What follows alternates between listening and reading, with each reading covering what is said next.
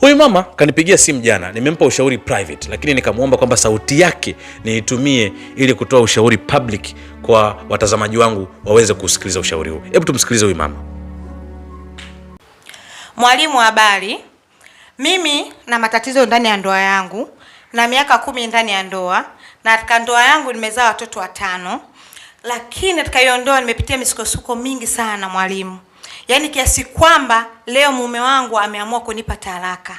Amenitolea mabegi yangu, amenifukuza na hao watoto 5. Sijui naenda wapi, sijui naenda kuishi vipi na hao watoto huko nje, sijui hata maisha ya nje na hao watoto nitaenda kukaa nao vipi. Sielewi kakaangu, na kuomba unisaidie. Wanawake, listen to me. Nisikilizeni vizuri sana, niwaambieni kitu.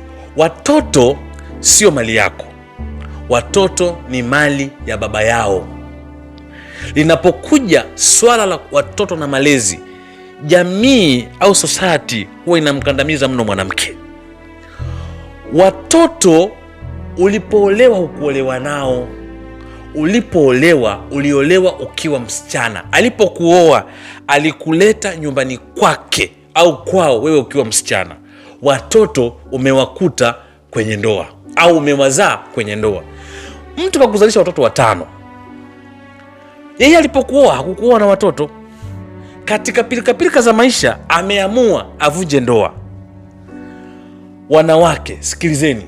Kwenye kikao chenu cha mwaka huu naomba mniite, nije niwafundishe mbinu. Sometimes akikwambia mumeo kwamba amevunja ndoa, anakwambia ondoka. Usijali, jiandae vizuri, paka makeup, andaa nguo zako, tia kwenye begi, mwambie sawa, mimi naondoka. Na unapoondoka, ondoka ukiwa peke yako ulipokuja, kwa sababu wewe ulipokuja ulikuja peke yako, ukuja na mtoto. Mtoto umemkuta kwake, watoto wake, mwambie baba, watoto wako ndio hawa 7 au 8, nimekuachia, mimi naondoka, naenda kwetu. Sikakuona wewe hufai, kakuona wewe amefika wakati amekuchoka, una watoto 7, umpendezi, ufurahishi, upendezi, uvai kama zamani, una makeup kama zamani, umechoka, kaamua basi ndoa ivunje, basi watoto wako baba ndio hawa. Sasa unapoamua kuondoka na ukaondoka, ondoka mazima. Watoto mwachie.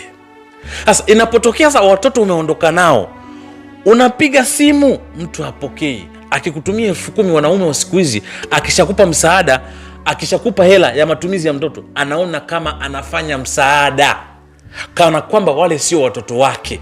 Kukutumia 10,000, anakutumia 10,000 kwa mateso, kwa matusi, kwa nini? Anasahau kwamba ametuma 10,000 kwa lengo kwamba watoto wake wapate chakula.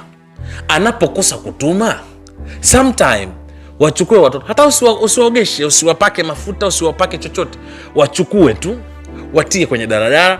Kama Mungu akujalia gari, waweke kwenye gari, tembea nao, fika kazini kwake, mwambie mume, nimeleta watoto wako, nimekuletea, washinde hapa siku nzima, wale ile ya kula si hautumi.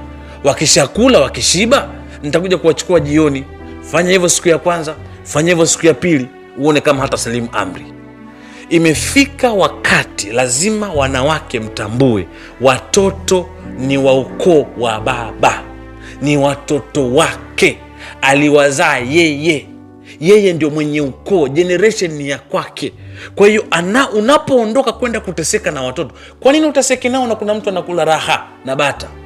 Usiondoke na watoto, mwachie watoto, nenda zako, ukipata nafasi rudi wasalimie. Tukifanya hivyo wanawake 10, 20, 25, mkifanya hivyo nyie wanawake, mkifanya hivyo ninavyosema, wanaume watakuwa na heshima. Tutabaki kulea familia na ndoa zetu, na watoto tutawajibika, kwa sababu wanaume wameshindwa kuwajibika katika kuwalea watoto wao. Wanawake wanateseka na watoto ambao hawakuwazaa peke yao, wala watoto wana baba yao. Mpe baba yao akawalee.